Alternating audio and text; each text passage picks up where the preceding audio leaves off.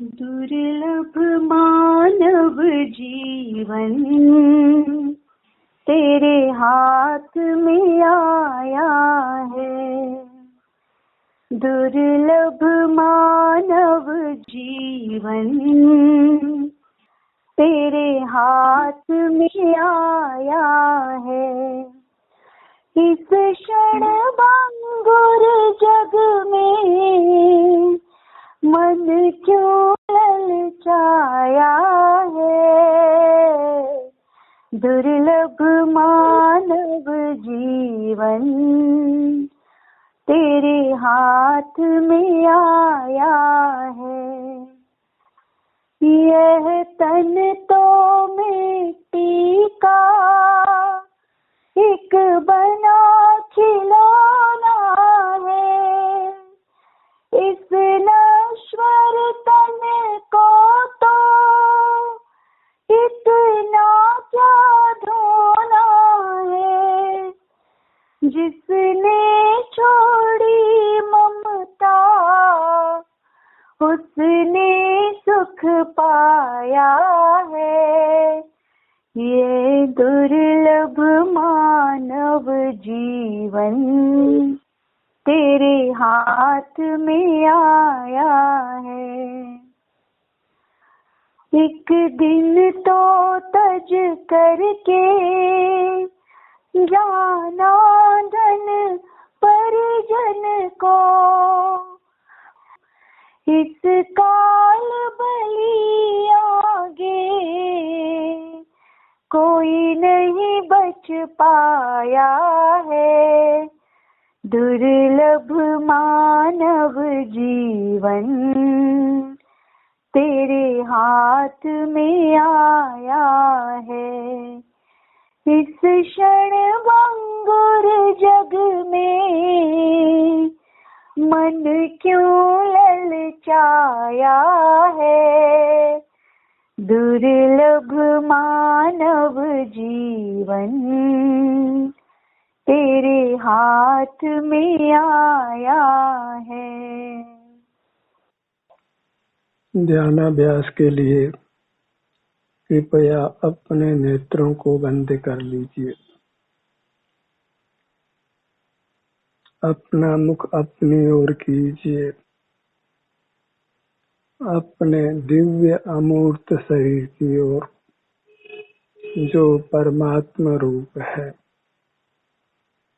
इसी का संवेदन करते हुए रहिए। इससे विमुख नहीं रहना है। इतना ही मोक्ष का मार्ग है। अपने अमूर्त शरीर के प्रति सजग रहना, इसके संवेदन रूप रहना, इससे विमुख रहना ही होश में नहीं रहना है, बेहोश रहना है। यदि सुख चाहते हैं तो हमें होश में रहना है, अपनी अमूर्त काया के संवेदन रूप रहना है। इसी विधि से हम मूर्त कर्मों के बंधन से मुक्त होकर परमात्मा हो सकते हैं। ये मोक्ष का मार्ग अति संक्षिप्त है। केवल अपनी अमूर्त काया के प्रति सजग रहना है, इसके सन्मुख रहना है, इसके संवेदन रूप रहना है। यही सावधान रहना है। इससे युक्त रहते हैं तो फिर संसार का परिभ्रमण शीघ्र ही समाप्त हो जाता है। और चूंकि यह अपनी अमूर्त काया है सो हम ही हैं, इसलिए अपने से युक्त होने में कोई बाधा नहीं है, क्योंकि आप अपने से दूर नहीं है। अपने में ही निवास करना है, अपने में ही उपस्थित रहना है, सेल्फ कॉन्शियस रहना है। यही आत्म दर्शन है, आत्म साक्षात्कार है, आत्म संवेदन है, आत्मा का ध्यान है, जिससे यह जीव संसार सागर को पार कर लेता है।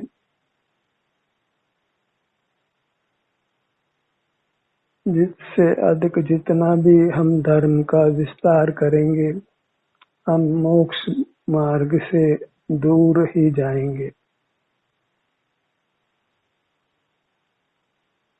मोक्ष मार्ग स्वपर के विवेक रूप है, आपके अनुभव रूप है। यदि हमारा चित्त देव शास्त्र गुरु की भक्ति में भी अनुरक्त रहता है तो मोक्ष अति दूर है, क्योंकि मोक्ष पराधीन नहीं है, देव शास्त्र गुरु के अधीन भी नहीं है। मोक्ष हमारी अमूर्त काया के अर्थात अपने ही अधीन है, स्वाधीन है। स्वाधीनता ही मोक्ष है। बस अपने स्वद्रव्य को पहचानना है, उसके लिए नेत्र बंद कर अंतर्दृष्टि करना है। नेत्रों को बंद करने से पहले भी आप अंतर्दृष्टि कर अपने स्वास्थ्य की स्थिति को अनुभव में ले सकते हैं, अपना अनुभव कर सकते हैं। स्वास्थ्य की स्थिति का अनुभव करना वह अपना ही अनुभव करना है। स्वास्थ्य अपना ही है। मूर्त शरीर का क्या स्वास्थ्य क्या अस्वास्थ्य, क्योंकि उसमें कुछ सुख दुख नहीं होता है। स्वास्थ्य नाम सुख का है और मूर्त काया को सुख नहीं होता है, दुख भी नहीं होता है। सुख दुख अपने शरीर में होते हैं और वह शरीर अमूर्त है। उसी के एहसास पूर्वक रहते हैं, उसी के होश पूर्वक रहते हैं, तो फिर हम निद्रा को भी जीत लेते हैं, मृत्यु को भी जीत लेते हैं, कर्मों को भी जीत लेते हैं, इंद्रिय ज्ञान को, मन को, सब को जीत लेते हैं। फिर अकेला ही जीव अपने अवलंबन से पूर्ण आनंद को भोगता है।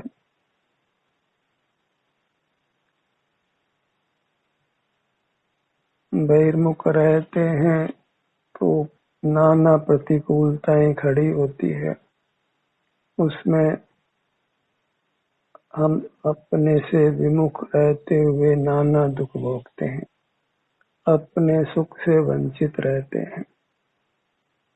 बहिर्मुख रहेंगे तो बाहर के अनेक उपाधियां आ ही पड़ेंगी, नाना जंजाल खड़े हो ही जाएंगे। बाहर रहकर कोई सुखी नहीं रह सकता है, क्योंकि सुख बाहर नहीं है, बस बाहर सुख का भ्रम है। बस जिसने भी उस भ्रम को पहचान लिया, उसका निवारण किया, वह अपने सन्मुख होकर आनंद से भर गया, परमात्मा हो गया। अपने ध्यान को अपने सिर से पैरों तक ही विचरण कराना है। अब इसकी कितनी व्याख्या की जाए, इसको व्याख्या की गुंजाइश बिल्कुल नहीं है, क्योंकि यह स्व संवेदन शब्दातीत है।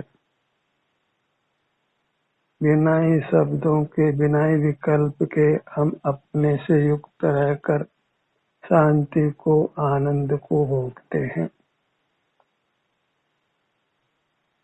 और अपनी मूर्त हमको परिचित है, अनुभव में आती है।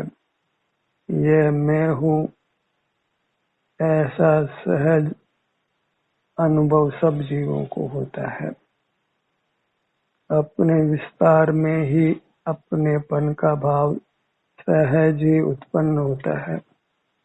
और ऐसा भाव उत्पन्न होने पर भी ये जीव इंद्रिय द्वारों से बहिर्मुख रहता है और अपने पैरों पर खुद कुल्हाड़ी चलाता है। जो मैं हूँ उसी से युक्त रहना है। जहाँ ये मैं हूँ का संवेदन होता है, उसी अपने चिन्ह मूर्त से युक्त रहना है। इसीलिए चारित्र को धर्म कहा गया है। अपने स्वरूप में आचरण अर्थात अपने स्वरूप के होश पूर्वक रहना, सेल्फ कॉन्शियस रहना, अपने में उपस्थित रहना, अपने ही स्वास्थ्य को भोगते हुए रहना, और वह निर्विकल्प दशा है। वहाँ मन की कोलाहल नहीं है, इंद्रियों का व्यवसाय नहीं है, मूर्त पदार्थों के स्पर्श रस गंध वर्ण और शब्द के ज्ञान से हम दूर रहते हैं। अपनी मुद्रा को ही लक्ष्य में रखना है और निरंतर न भी रह पाए तो शीघ्र शीघ्र अपनी ओर आना है। जैसे भी सुख से आप अपने सन्मुख हो सके वही उपाय करिए, ताकि हम स्वानुभव से दूर नहीं रहें। स्वानुभव को अति कठिन जानकर भी हम इससे दूर हो सकते हैं। तो इस मार्ग को कठिन नहीं बनाना है, सुख से ही अपने से युक्त होना है। असहज नहीं होना है, सहजता से अपना मुख अपनी ओर कीजिए। यथा संभव शीघ्र शीघ्र कीजिए। और जब अपना रस आने लगता है तो सहजी वृत्ति फिर अपने से युक्त रहती है। बस अपने सिर से पैरों तक इतने से ही क्षेत्र से युक्त होना है और हमने मोक्ष पा लेना है। कुछ भी विकल्प नहीं करना है, न पर का, न अपने भूतकाल का, न अपने भविष्य का। बस वर्तमान क्षण में अपने सन्मुख होकर अपने स्वास्थ्य की स्थिति को भोग लेना है। और वह निर्दोष है, क्योंकि इसमें कोई विषय सेवन नहीं है, अपना ही सेवन है। अपने सेवन से किसी को कोई ऐतराज भी नहीं हो सकता है। हम अपनी सुख निधि को ही भोग रहे हैं, अपने को ही सुखी बना रहे हैं, और इसमें हम किसी को किंचित भी कष्ट भी नहीं पहुंचाते। पर से युक्त होकर ही हम किसी को कष्ट पहुंचा सकते हैं। हमें पर को विषय ही नहीं बनाना है और प्रयास करना है कि हम गुप्त रहें, पर के ज्ञान के विषय भी नहीं बने। ये थोड़ा कठिन है, पर अपना अनुभव करना सुगम है। फिर भी जहाँ तक संभव हो एकांत का सेवन करिए, जहाँ केवल आप हो और अपनी मूर्त से युक्त रह सके, अपने अमूर्त शरीर का ही एहसास करते हुए रहें। वही सेल्फ कॉन्शियस होना है, आत्म जागृति है, आत्म साक्षात्कार है। सबसे पहली आवश्यकता है कि अंतर्दृष्टि कर, जो सिर से पैरों तक अपना एहसास होता है, अपने विभिन्न अंग उपांगों के रूप से प्राप्त मूर्त शरीर के आकार से, वही आत्मा परमात्मा है। आत्मा को परमात्मा को पहेली नहीं बनाना है। जो शरीर रूप से संवेदन में आता है, शरीर के आकार में, वही आत्मा है। परमार्थ से अर्थात अपने शुद्ध स्वरूप से आत्मा लोक प्रमाण है, पर उस रूप से उपलब्ध नहीं होता है। कर्म के संबंध से उसने शरीर के आकार को धारण करने से वह शरीर रूप से ही अनुभव में आता है, नानांगोपांग रूप से ही अनुभव में आता है, और वह अनुभव आत्मा का अनुभव है, अपना ही अनुभव है, स्वानुभव है, स्वसंवेदन है, वही आत्म ध्यान है, और उससे निश्चित ही जीव परमात्म पद को पाता है। कोई पशु हो, पक्षी हो, स्त्री हो, पुरुष हो, बालक हो, युवा हो, वृद्ध हो, जो भी अपनी चिन्ह मूर्त के प्रति जागृत होता है, संवेदन करता है, वह कुछ भावों में ही परमात्म पद को निश्चित पा लेता है। कर्म के संबंध सहित सब ही जीव संसारी है, उनमें क्या भेद करना है, और कर्म रहित सब जीव ही मुक्त हैं, उनमें भी क्या भेद करना है। भेद दो ही है कि आप संसारी हैं कि मुक्त हैं। जो संसारी है वह दुख में पड़ा है, और जो मुक्त है वह सुख में स्थित है।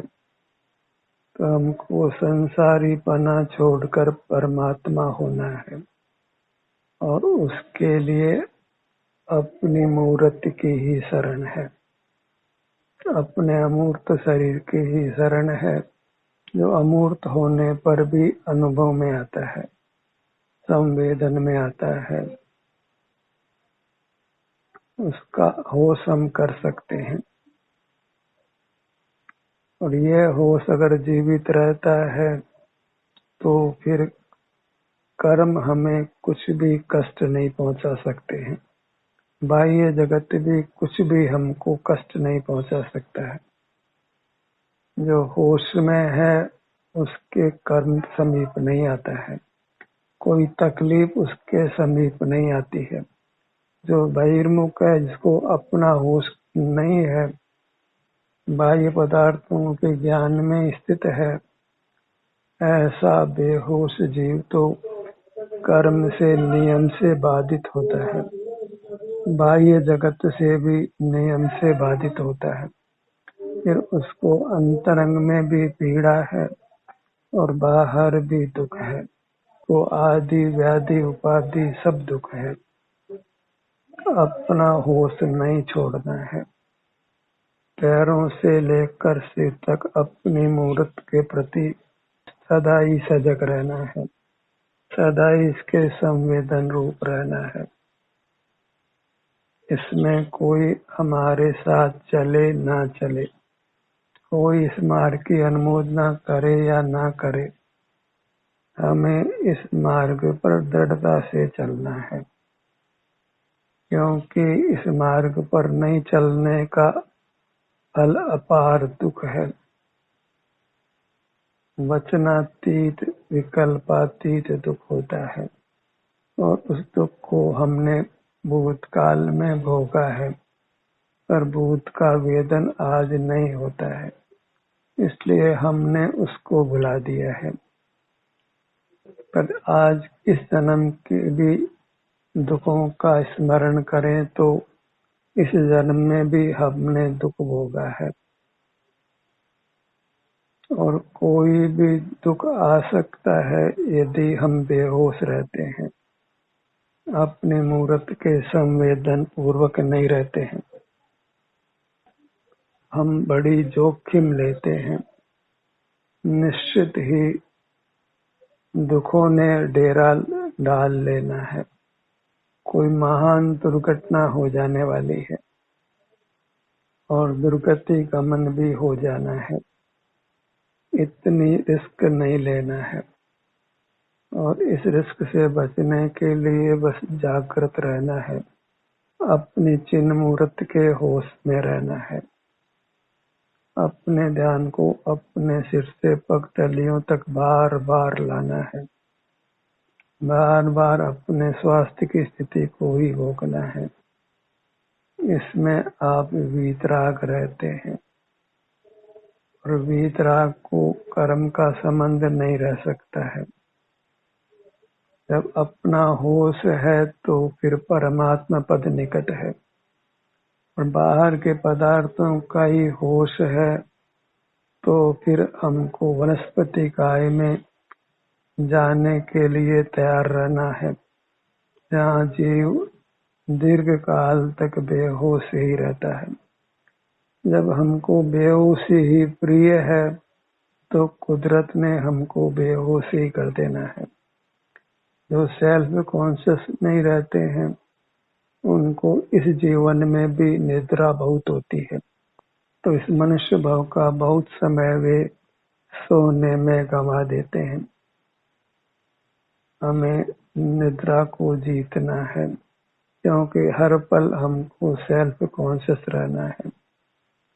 अपनी मूर्त के संवेदन पूर्वक रहकर कर्मों का नाश करके परमात्मा बनना है, और इस प्रयास में आसंजय भी होती है। हम निष्कंप रहते हैं, मौन भी रहते हैं। मुक्ति के लिए जो जो कारण हैं वे सब इसमें उपस्थित हो जाते हैं। जहाँ हम बाहर से विरत हुए वहाँ वास्तव में हम ग्रस्त होते हुए भी महाव्रती समान है, परमात्मा समान है। तो अपने सन्मुख होने में, सेल्फ कॉन्शियस होने में, अपनी मूर्त का होश रखने में हम मुनि समान होते हैं, परमात्मा समान होते हैं, और साक्षात फिर परमात्मा भी हो जाते हैं। अपनी मूर्त का होश बनाए रखिए।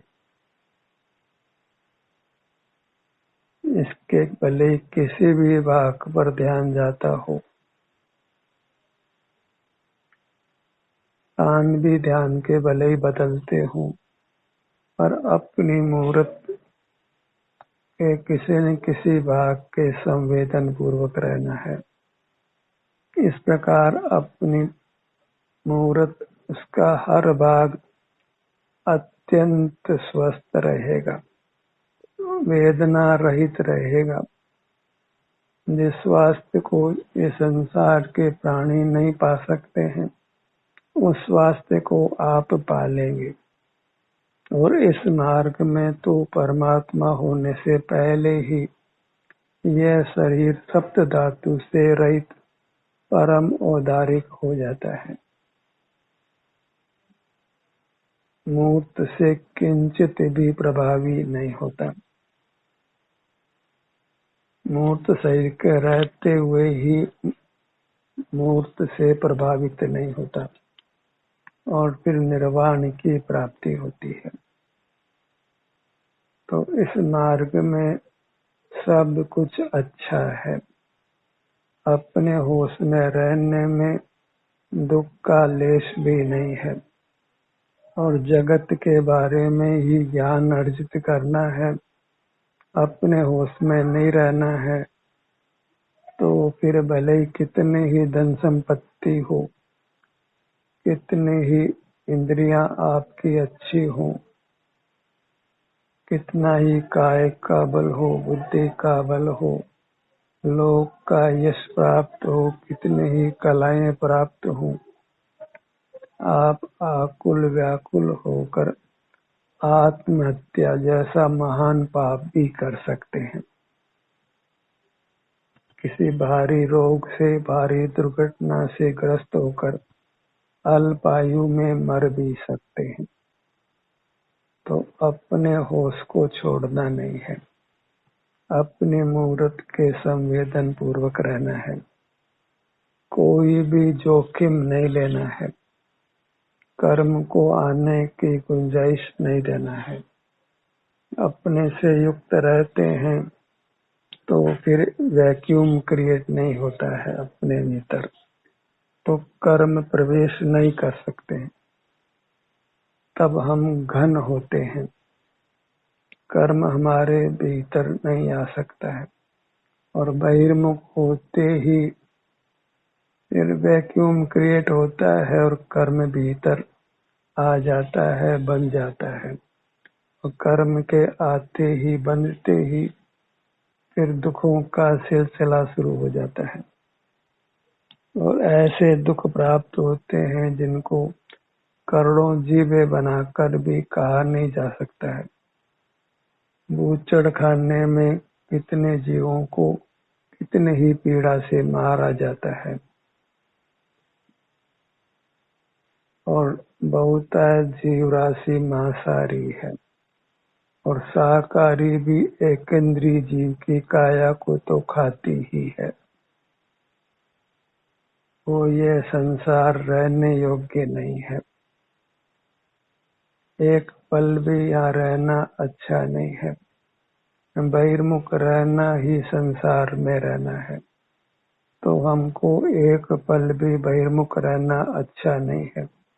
अपनी अमूर्त काया के प्रति होश रहित नहीं रहना है, निरंतर इसके संवेदन में रहने का हमें प्रयत्न करना है, और ये प्रयत्न सुख से करिए।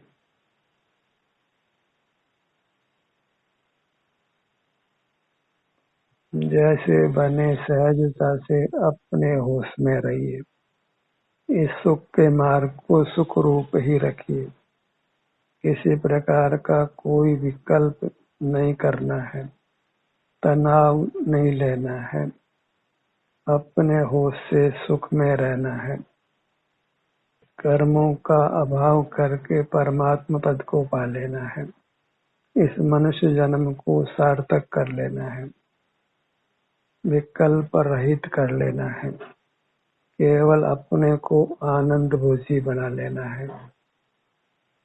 आनंद ही हमारा रूप है जिसको पा लेना है। सुख आपको रूप वे फिर अचल रहा वे। ध्यान का सत्र यही समाप्त होता है।